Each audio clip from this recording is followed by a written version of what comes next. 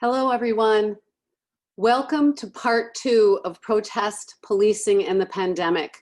For those of you who don't know me, my name is Sarah Lubarsky, and I'm the Executive Director of the Connecticut Women's Hall of Fame. As I mentioned last week, we are especially proud that our staff is able to present these webinars free of charge. Our goal is to ensure that everyone has access to these important conversations. I want to ask again, if you find this program informative and useful, please consider making a gift to the Connecticut Women's Hall of Fame. No amount is too small, and your support will help us continue these conversations well into the future. We can't do it without your help. And I encourage you all to visit our website at cwhf.org to explore what we have to offer. Thank you for your consideration. At this time, I will hand the program over to Gina Clonan, the Hall's founding president. Gina? Thank you, Sarah, so much. Hello, everyone. As I've noted before, for nearly 3 decades, the Hall has worked to discover and share the stories of women. Our various educational platforms acknowledge the individual and the collective feminine voice. There's no more important time than now to talk, listen, and learn.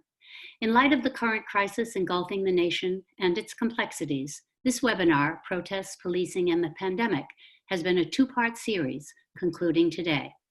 This will be a half-hour chat followed by 15 minutes of your questions, which we encourage you to submit at any time during this webinar by simply clicking the Q&A bubble at the bottom of your screen.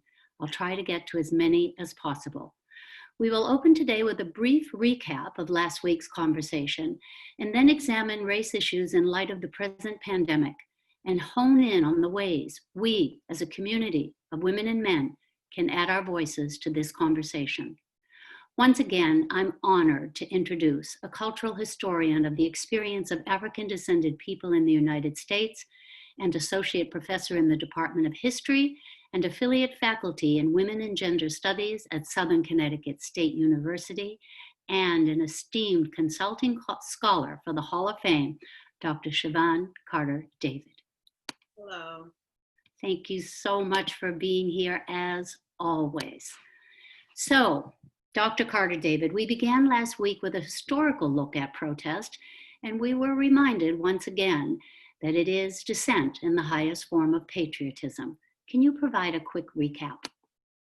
Yes, I mean, just the point of that, and that's an often used quote, of course, it's just the idea that, in light of the way that the United States came to be, irrespective of race and even gender issues, dissent is the highest form of patriotism. That is the way that Americans have historically framed their independence from the UK. It's the way that people have thought about the pushback of the Civil War, which ended up reuniting the Union. And all the changes that we've seen happen historically have happened because people have pushed back against the status quo. Now, some of that pushback, of course, may have been problematic at times, but if you want to see change, that's ultimately how Americans have framed it. No matter what side of the conservative or liberal divide you find yourselves on, you will see historically that that is how change has happened. Exactly. And last week, we went on to discuss policing. And once again, I remind our audience that as a historian, you speak through that lens. Can you just briefly outline some of the issues regarding policing and reforms? Yes, there's been a lot of conversation about reform of the last few weeks or so. We talked last week about how historically it's not a given in the United States, and I imagine elsewhere, that we would have a standing army or local police forces. People have historically pushed back against that type of authority over communities. They've done it during the colonial period. It's happened throughout the 19th century. It's just that today people tend to frame that idea around pushing back against police authority in racialized terms. And the reality is, before Black Americans or other people of color even had the opportunity to push back against police authority, particularly African Americans who were enslaved until the 1860s. Prior to that moment, most punishment or so-called justice happened in the context of plantation life. And so, all the pushback against police authority has not been one that was racialized. And so, yeah, it's a long history of it.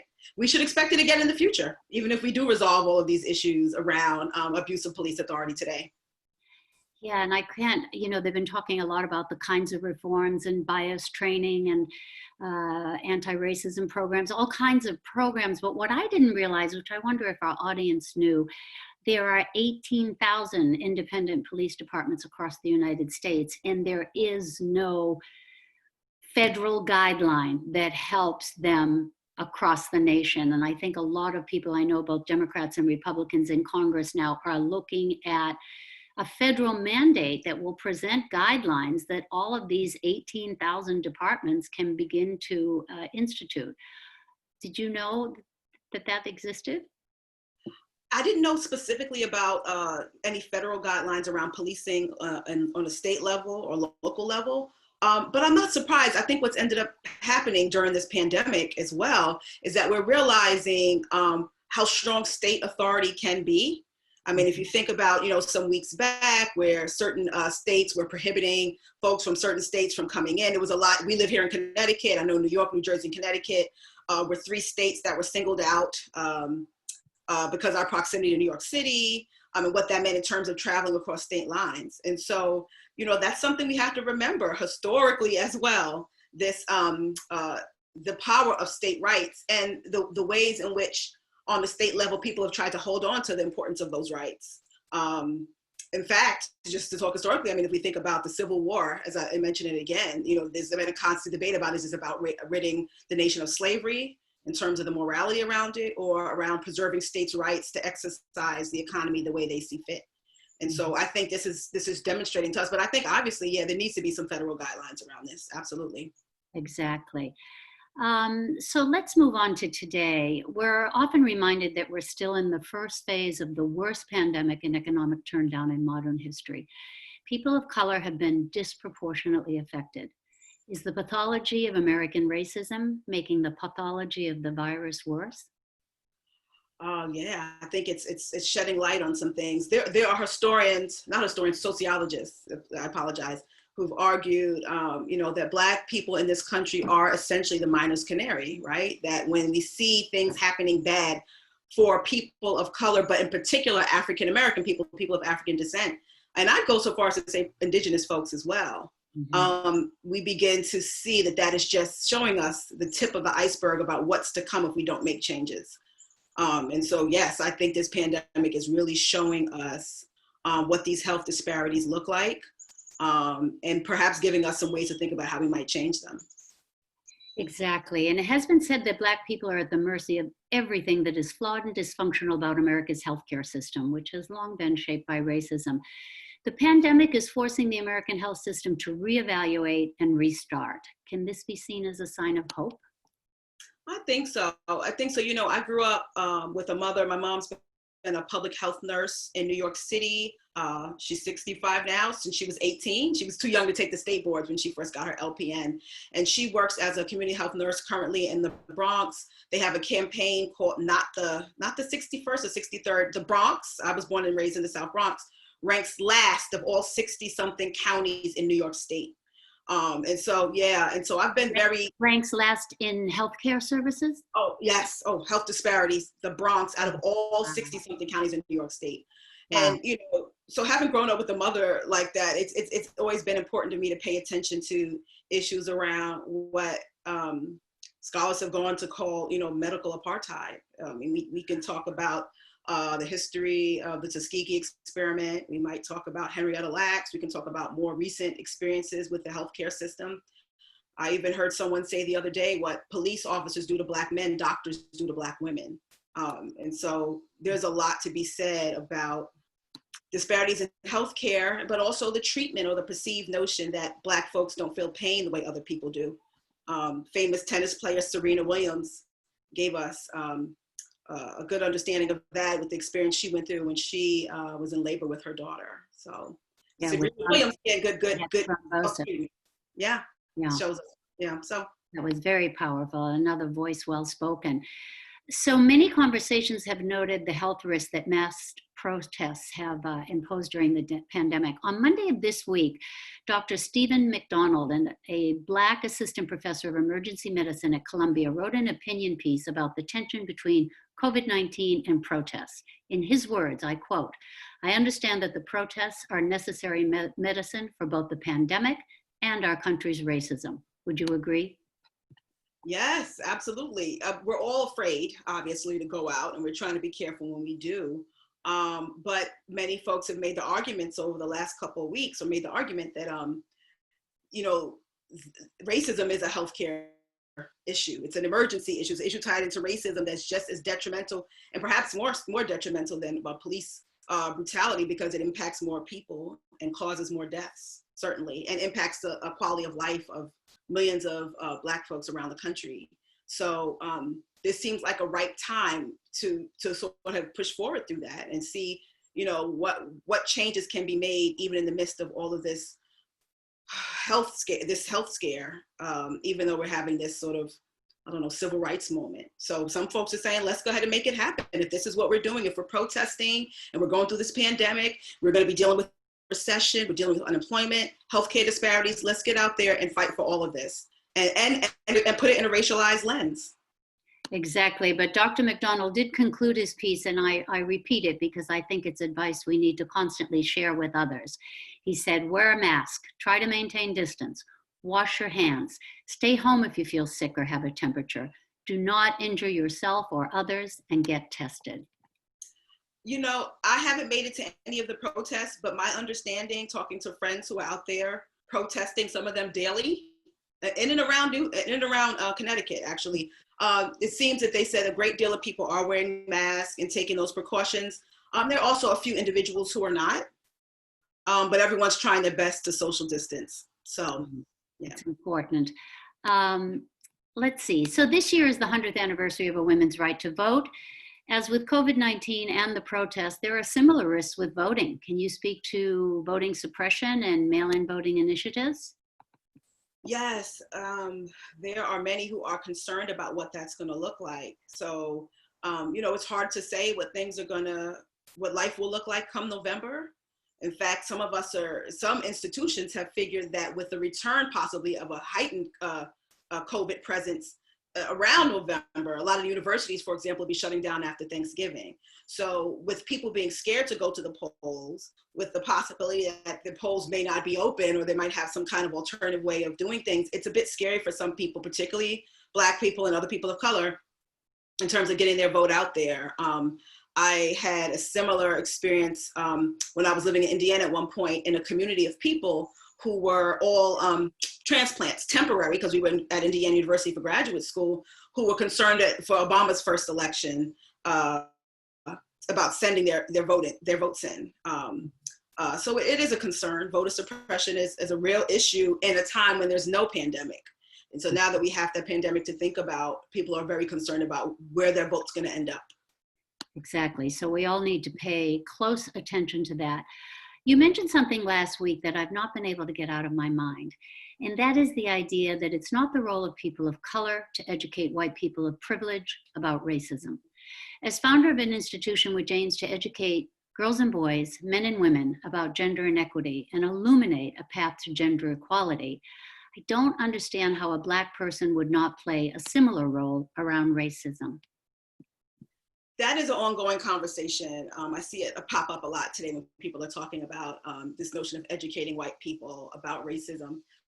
I look at it several different ways. You know, on one hand, people like myself and yourself, we are people who have chosen this fight. I'm a historian, I've chosen this. You are someone who's chosen to put on a display and celebrate the achievements of women in one state, in Connecticut.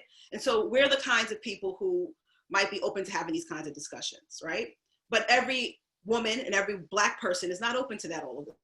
It can be very traumatic to have to constantly engage with these issues when you might not necessarily feel like it or be up to it. We live this experience as Black people every day, so to have to talk about it when people feel ready to is not always the keen, opportune time for us. And even as a Black woman who is a historian, because this is something that I talk about day in and day out. You know, I'll be teaching a lesson later on today, and we'll be talking about issues around race. It's something that in my personal life, in my private time, I don't always want to have to educate people.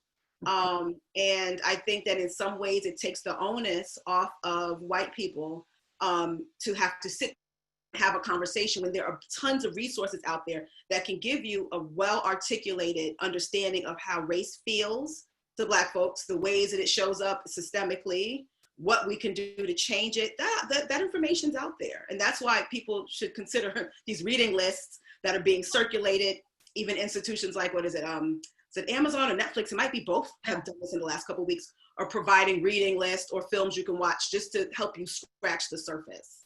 Absolutely. But it's not really the job of Black folks to be exhausted all the time talking about these kinds of things.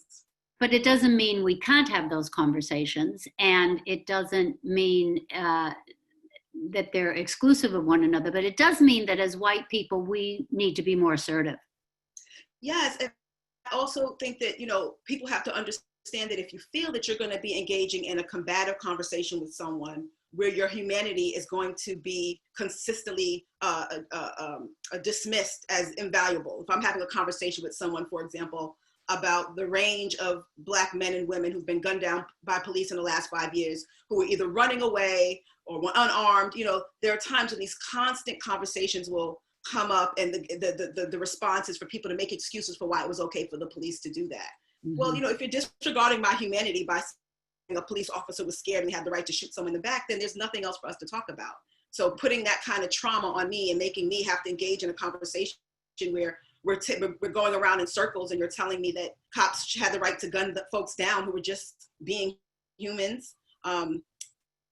We should not have to deal with those kind of conversations. It is abusive. And it's hard. What I'm hearing from you is that so much of the conversation is laden with stereotypes. Oh, absolutely.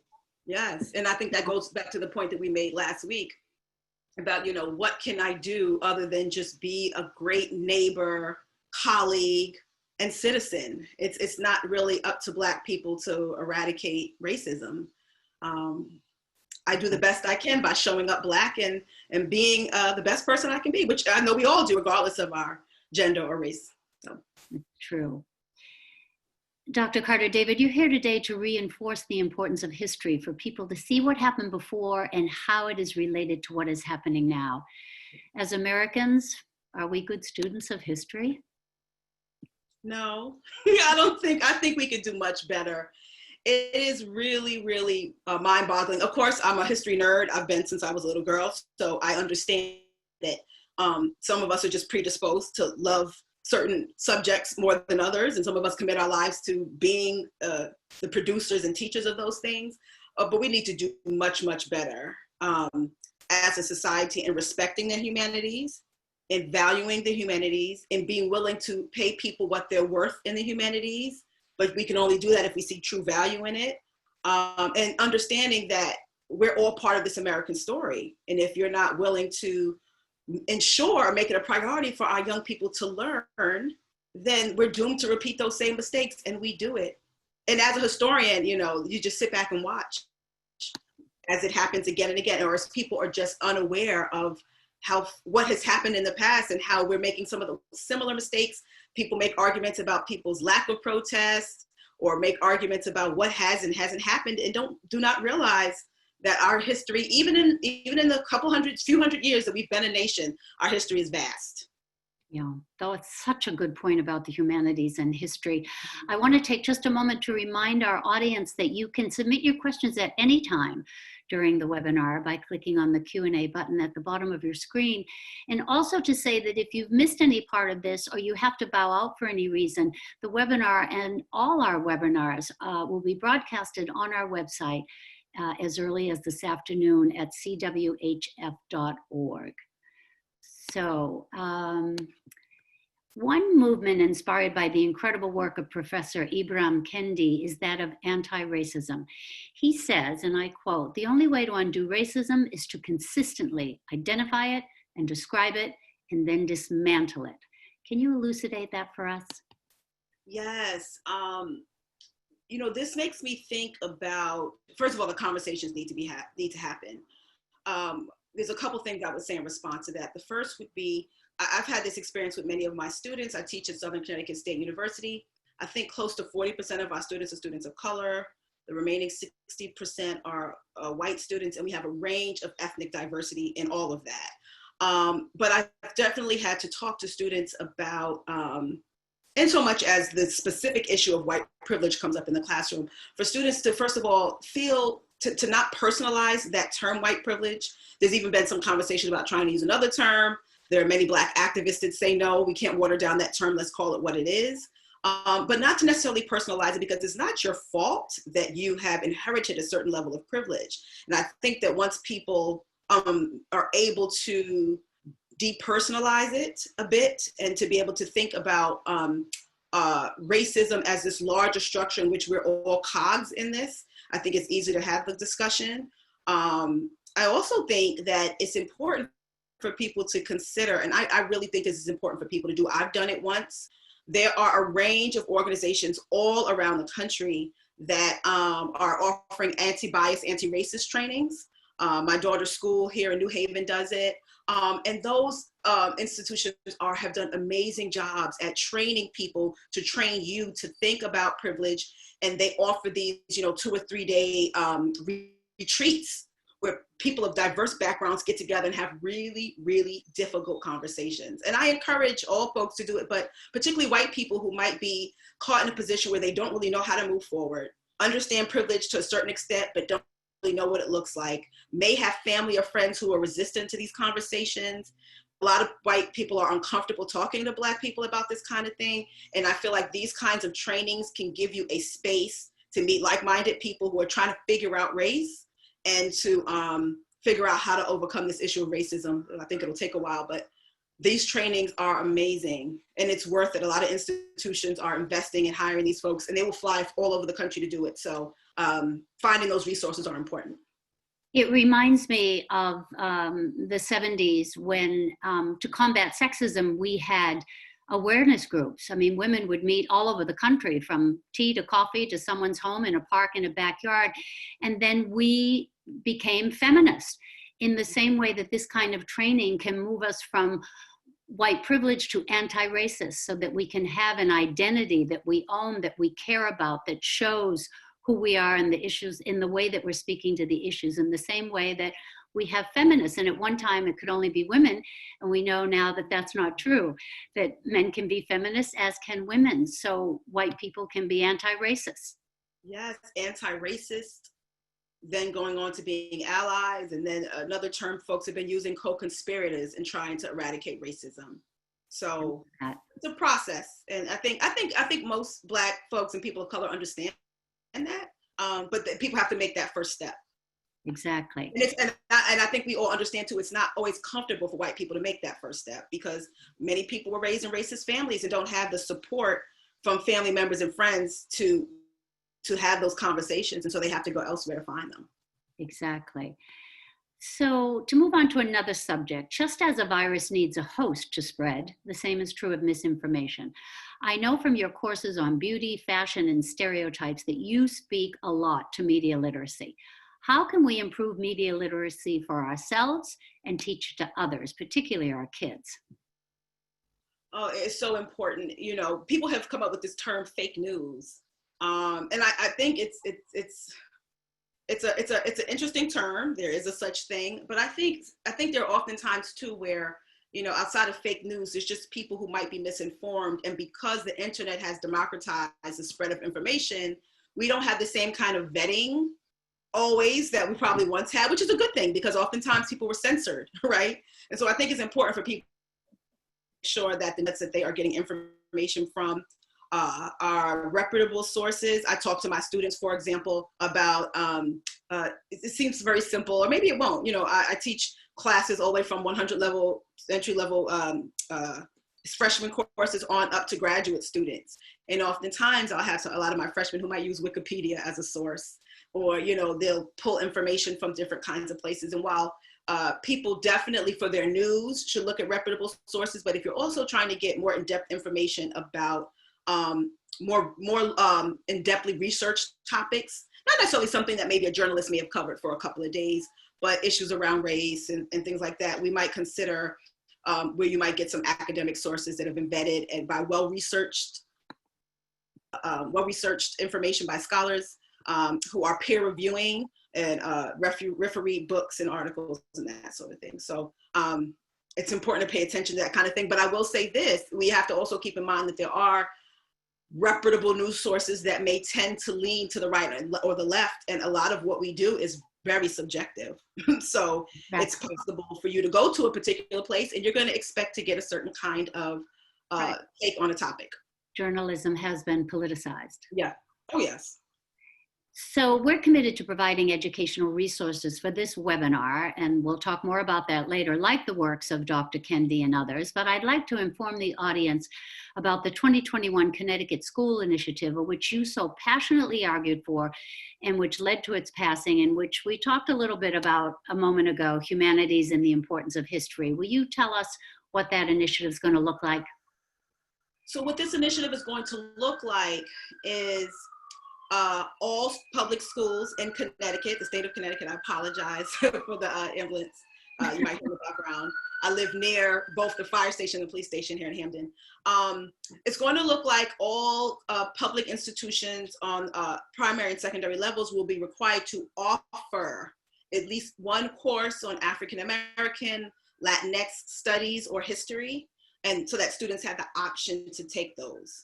And it will go into effect in 2021. So there are people who are behind the scenes on the state level trying to figure out what this is going to look like. How is it going to shift the curriculum? What kind of options can be offered? What kind of training is available for teachers who may not have taken a class in African American Latino studies ever, or maybe they did and it was 3 decades ago when they were in college. And so these are things that are being worked out right now. That sounds like tremendous progress, and we can all be proud of you for pushing that and of the state for passing it. But we have to understand too, there are at least, I think, a little over a dozen states that have already been doing this, including Mississippi. So you need to get on with it. Yes. And I'm not trying to say anything bad about Mississippi, just to make but the southern states, still have a history of falling in line a little later than northern. Exactly. Around the issue of racism, for sure.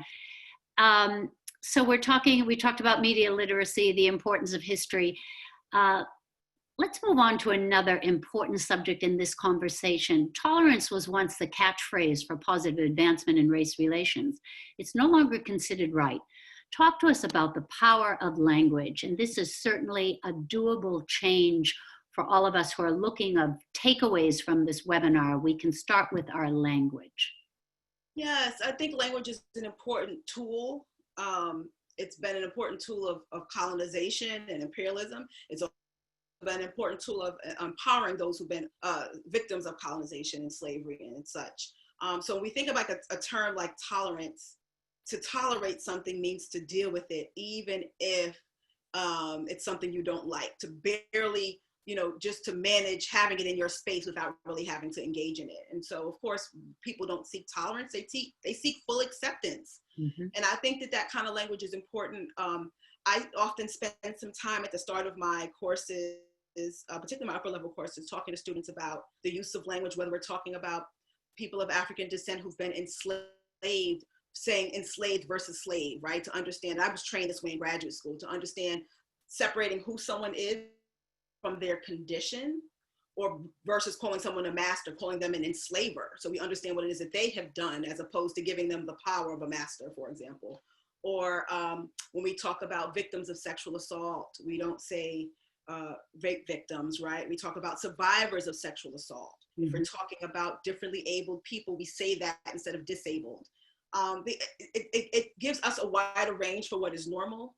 It gives us the opportunity to understand that someone's condition doesn't dictate who they are. We might be talking about them in the context of their condition, but when I teach my African American history classes, I let students know these people were enslaved, but they were also mothers and fathers and uncles and weavers and dressmakers and people who like to play instruments and people like to gossip and, just all kinds of, they were people, right? I'm reminded once of a woman who had to interview some Cambodian refugees in a refugee camp, and she makes an argument about how, you know, she thought she was going to be interviewing these people and they would be talking about the horrors of the camp and the horrible things that they had to endure. And what they were talking about is she stole my boyfriend and he cheated on me. And, you know, giving people are people. And so language is so important. It might seem like a really small thing, but we have to make some changes in how we talk about each other and the words that we use. Important changes. And I love it when we refer to small things, because that's a beginning. And people often get overwhelmed by these issues. If they could just begin to focus on one small thing that they can do, language is doable. You can just remind yourself every time you go to say a certain pejorative term, you can change that. You can make it a habit. I like that. The movement toward racial equality has inspired more young people than ever. I imagine teachers and students by age difference alone come to the issue with unique experiences. Can you tell us a little bit about your classrooms? Oh, wow. My classrooms are interesting spaces. I get a wide range in my classes. As I just mentioned, I teach a range of different courses, but also Southern is an institution with a great accessibility. And so we have students with a range of different skill sets that come into the classroom, but also a range of understanding around historical issues. And so I, unfortunately, sometimes have students who are not aware of the role that they play in United States history, or the role that they play in their own ethnic histories. I have students, for example, who are of African descent who come into class saying, I'm taking this class because, you know, we don't have a culture and I need to understand it. And I said, well, you know, there's one thing Black folks have, is culture. Or I have students who come in my class and they're immigrants, particularly in this area of Connecticut where we live. There's a lot of Italian, descendants of Italian immigrants, right? Italian Americans who, you know, disassociate themselves sometimes from the struggle of immigrants, even though they just told me that their grandmother or great-grandmother came here from Sicily. And so I try to get students to understand the place, the role that they play in American history. I'm quick to tell the students, you know, your family may have come here 400 years ago or 400 days ago, but we all play a role in this. And to reinforce that point, they always have to put in our 2 exams. I give 2 exams in my survey courses, and they always have to get a range of topics I present with them, and they get to pick how their lives have been impacted by one of these historical experiences. You have to see everyone as an American, and if you don't, you're missing out on the best of what our country has to offer. You really, and that's truthful. I mean that, and that is really part and parcel of my teaching philosophy, and why I see myself as an Americanist, even though I focus on African American culture. Really, I'm a generalist in many ways. Thank you for that response. And we're going to need to go into questions in a moment. So I'll close with, as a mother of 2 sons, I made sexism an issue for dinner table talk. Black families have no choice but to talk about racism around the table. What's a good approach for whites toward these conversations when the news cycle has passed?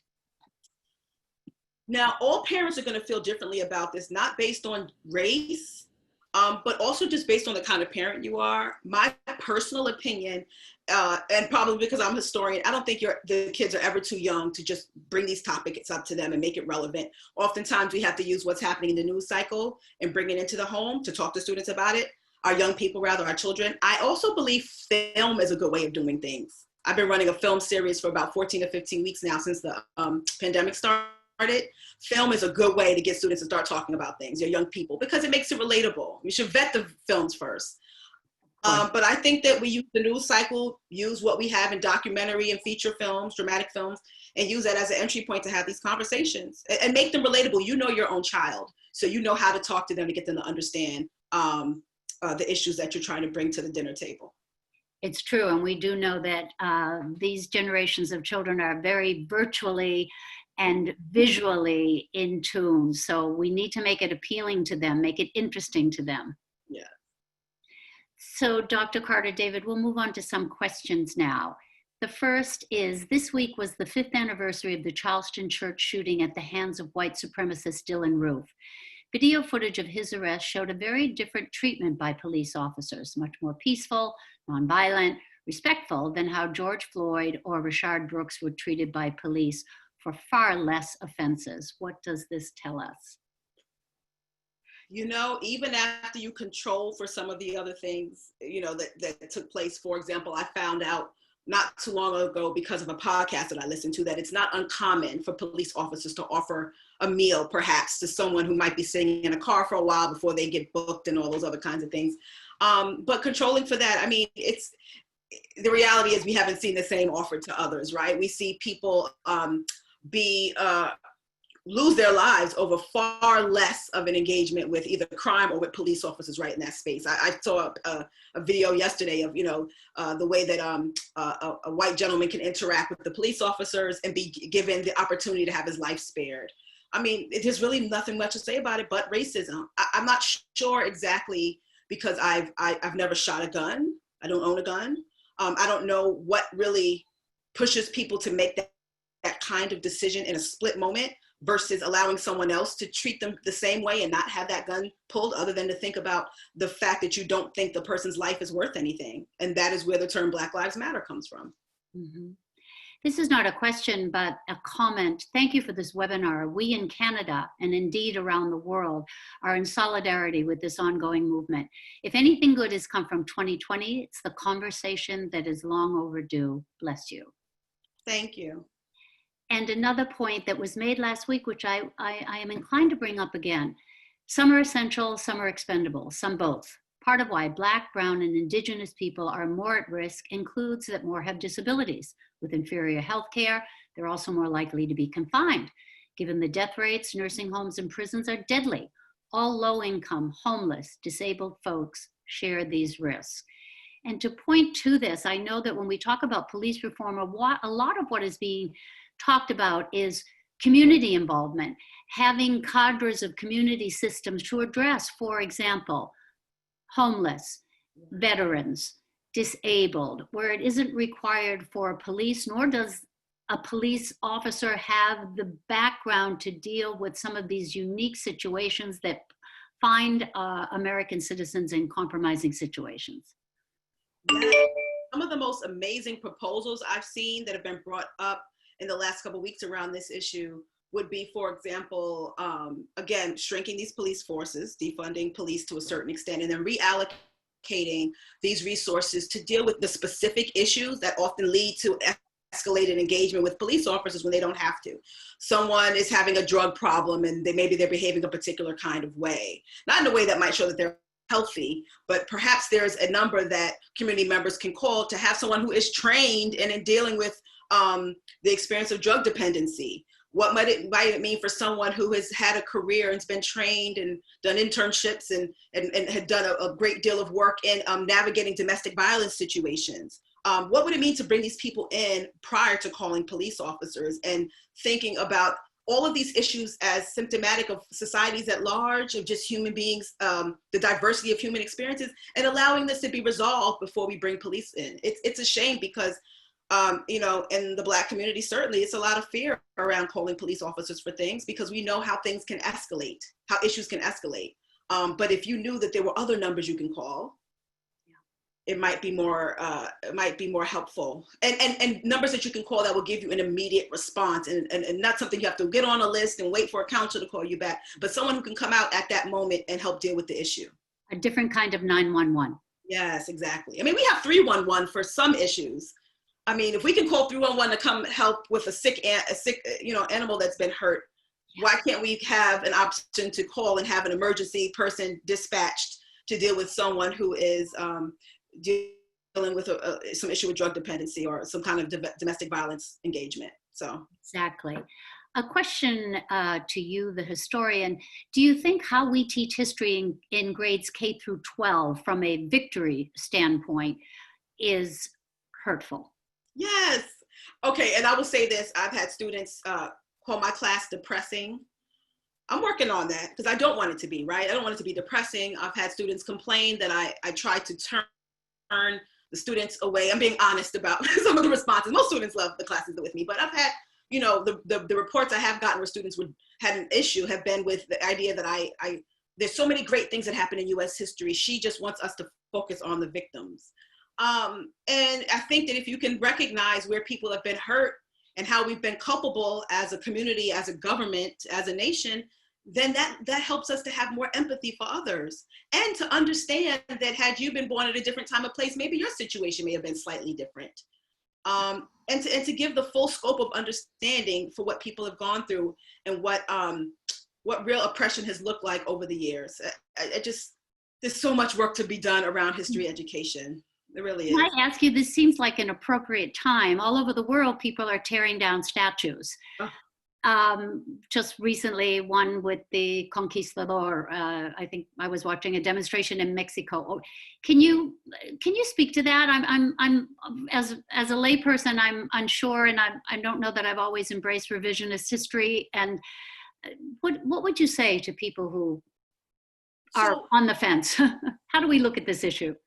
Here's what I think, and this is just all a personal opinion and not something I've done really in-depth research around, but I think my feeling is this as a historian. I would like to see those statues moved to a museum where the creation of the statue, the first time it was put up, and when it was taken down are explained in full historical context. The problem with those statues and these monuments to people who have been very harmful to a certain segment of Americans in the past is that these public statues are supposed to be a commemoration of something that represents all of us. And, statues of Confederate soldiers do not represent anything that represents anything good for me. And I'm part of the American population. I'm part of these folks, right? I'm American. And so I think that I think there's a place for them, but whether or not they should be represented in public spaces that are, particularly if they're state-funded spaces. We can talk about Sister Bree Newsom, who crawled up she tore down the Confederate flag at the South Carolina State House. Why should Black folks, which by the way, I believe South Carolina and maybe Mississippi, the only two states in our nation that have ever had a Black majority, why should people have to go to a place that's supposed to represent the people of the state of South Carolina where they pay their taxes to uphold and have something that's ridiculously offensive up there? If you want to have commemorations in privately owned spaces that don't use public dollars, or if you want to have a Confederate flag up in your lawn, that is your right. But if it's something that's supposed to represent me as a citizen of the United States or a resident of that state, I don't feel like I should have to be insulted that way. And we could also talk, just to add one more point to this, because I think there's so much that needs to be done around the rights of, we might call them indigenous, Native American, some prefer Indian, First Nations. The fact that we still have, for example, the name, that horrible name that I'm not even going to repeat, of the football team that's named after a derogatory term for indigenous people. That is terrible. It's not right. And I don't understand why we intent on holding on to traditions that hurt people so much.